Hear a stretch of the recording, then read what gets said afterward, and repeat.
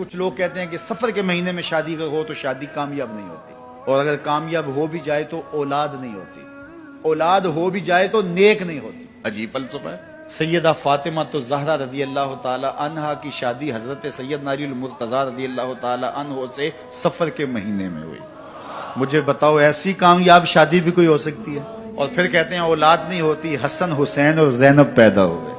ऐसी औलाद भी हो सकती है। अच्छा औलाद हो जाए तो नेक नहीं होती। मुझे बताओ हुसैन जैसा नेक कौन होगा, हसन जैसा नमाजी कौन होगा, और जैनब जैसी पर्देदार कौन होगी? तो ये लोगों की अपनी ख्वाहिशात हैं, जुबान पे जो कह दिए लोग वही मान गए।